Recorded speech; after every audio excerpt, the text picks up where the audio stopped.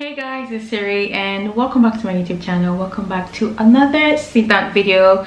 A couple weeks ago, or a couple videos ago, maybe 2 videos ago, I posted a video talking about just Q&A about teaching English here in Vietnam, and I promised to make a video talking about specific documents you would need to teach English in Vietnam and what you need to do with those documents, especially for Nigerians, because I am Nigerian, and also other African citizens and people that will be considered as non-native speakers. So that is what we're here to do today. Hi, my name is Siri and I'm what you'll be considered a non-native English speaker, even though I speak English. So yes, I work and live in Vietnam and I'm an English teacher here, and I'm a non-native speaker according to the people here. So you ask, what is non-native speaker per se? So native speakers are people that are basically you're considered as you don't speak English in your country, and for native speakers they are people who are considered as people who speak English as their first language. And the countries that are considered as native speakers are Americans, Canadians, people from the UK, Australians, South Africans, New Zealand, and I want to say Ireland, and every other country y'all are non-native speakers. So if you're Nigerian and you want to work here and you're thinking, how would I get a job here? Please check out the previous video. I'm going to link in the description box. It talks about how you can find a job here. But today I'm going to be talking about documents. Documents you would need to teach in Vietnam and what you need to do with those documents. So the very first and important document is obviously a university degree. Yes, you need to have a university degree to teach here in Vietnam. I don't think I've heard or seen any schools that would employ you without having a university degrees. Please, if I'm wrong and you think you know about any schools like that, correct me in the comment section below. But however, 99.9% of schools here would ask for a university degree. The second thing they would ask for, I say they would, okay, this one, because my school personally did not ask for this. However, I think 90% of other schools here would ask for this. So it is, I would say, just get this regardless, because you never can tell if the school that wants to employ you is going to ask for this, is a TEFL. So a TEFL is basically a teaching English as a second language certificate. You can do it online, you can do the 120 hours one, and it usually takes about 2 weeks to finish the course, and you have to take an exam, and when you pass they give you the certificate. So that, I would say, is important, but also not important at the same time, because my school did not ask me for that. A friend of mine that works here, his school didn't ask him for that. However, most schools would ask you. Yeah, from what I see online, most schools will ask you for it, so you might as well just get it. Another thing you might want to consider getting, I wouldn't say this one is important anyway, but it's a C1 oh my god, I cannot speak. This is why I'm considered non-native. Proficiency. How do you pronounce that word? Proficiency test certificate. So basically, this just really tests how you speak English, and you take the test, and if you pass, you get the certificate. So now when you have all these, if you have all these, you have your university degree, you have a TEFL, and you have a C1. Like the C1, honestly, if you don't have it, I would say don't go out of your way to get it. However, you might just have it, I would just say have it anyways as a backup. But the two things that most schools will actually ask you for is your university degree and a TEFL. So if you have these two things and you're Nigerian, so I'm going to be talking specifically here to Nigerians, but also this applies to other countries, because you would still have to do these steps and this process in order to get a work permit and a working visa.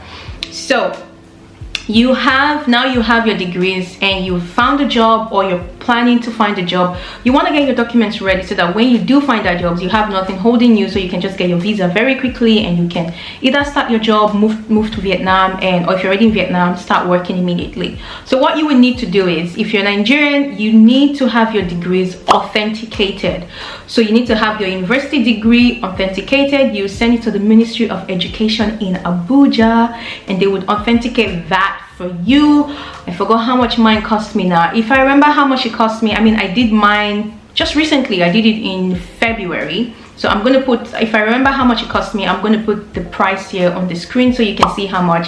It literally took them 1 or 2 days to do it. Like, they submitted it. I had to send all those things home because I was already in Vietnam, so I had to send them home to my family, and my family had to do that all that for me. But I already had my job here. I was already working here. My school already sponsored like my working visa, sorry, my business visa. You can get your business visa sponsored without having those documents.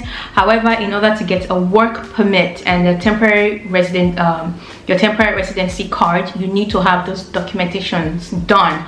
So I sent them home. So you need to take your university degree. If you studied in Nigeria, you need to take your university degree to the Ministry of Education in Abuja for them to authenticate it. If you studied in other countries, say you're a Nigerian but you studied in the UK or in the US, you might want to contact the embassy of those countries in Nigeria, because I did my master's degree in the UK, and we contacted, even though I used my university degree to get the job, I also wanted to authenticate it. I also wanted to authenticate my master's degree anyways. So we contacted the UK embassy in Abuja, and they were also willing to authenticate my my UK degree for me. So yeah, so if you schooled outside of Nigeria, say you schooled in Ghana or you schooled in, I don't know, reach out to their embassy, see if they can authenticate your degrees for you.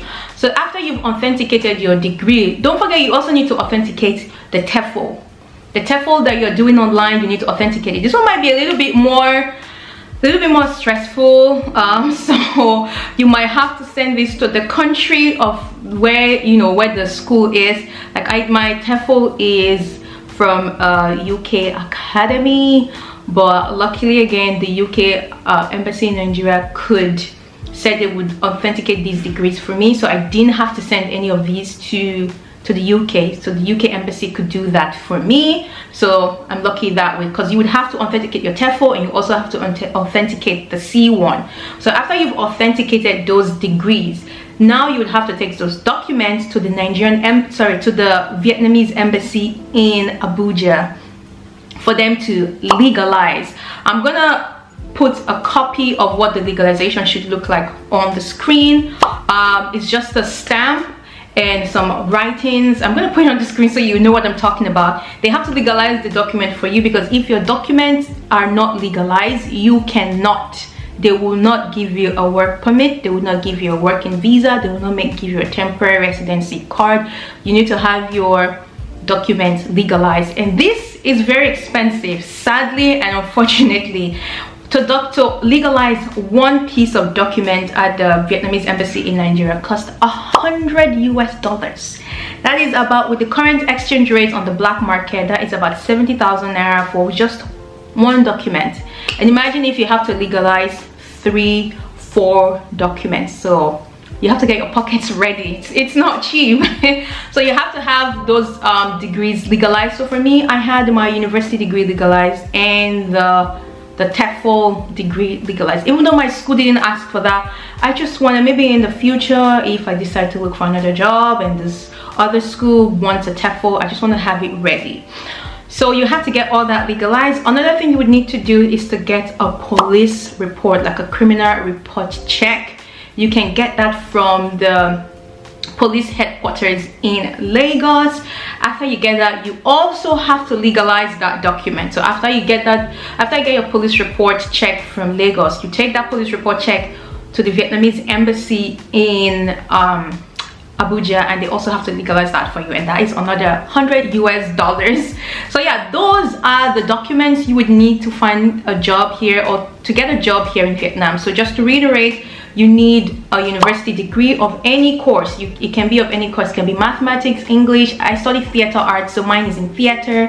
It can be of any course. And also you need a TEFL, teaching English as second language, and you might also need a C1, not compulsory, but if you have it, it's okay. I personally don't have it, and I honestly do not intend to have it, so there is that. And then you also need a police, like a criminal report check from Nigeria or whatever your home country is. And also this applies to other countries, like even if you're from Ghana, you're from Namibia, you're from India, Philippines, wherever you are, you need, even people that are considered native speakers, like Carson, he's Canadian, my husband, he also had to have his document legalized. Like, that is important. It doesn't matter where you're from, your documents have to be legalized in order to get your work permits and your TRC here. So by the time you have all that, you have all your documents legalized, my friends, you are ready to find a job here. I already said in my previous video, but I'm just going to say it here again. You can go onto the website called Vietnam, oh, I always forget the name of this website, Teaching Jobs in Vietnam. I'm going to put the link to the website in my description box. There are lots of schools there posting jobs online, looking for teachers, natives and non-natives. And you can also go onto Facebook and just type on Facebook Teaching Jobs in Vietnam, and you see a bunch of Facebook groups.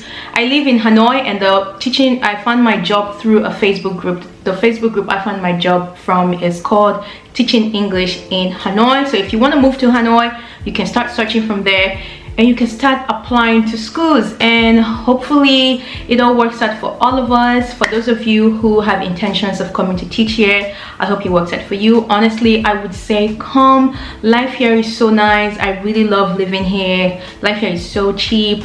My school the school that I work at, the employers, everybody, my coworkers are so nice, the kids are so amazing. It's so rewarding, you know, going to work every day, being around those kids, and just knowing that one way or another having a little bit of an impact in their life that could possibly, you know, last them a lifetime. So yeah, I would encourage anyone that wants to come teach here to definitely do it.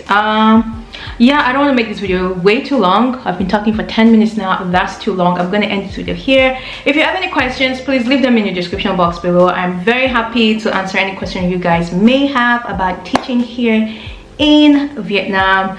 I hope you guys found this video very helpful. Thank you very much. Please stick around and make content about my life here in Vietnam as an English teacher, and I hope to see you in my next one. Bye.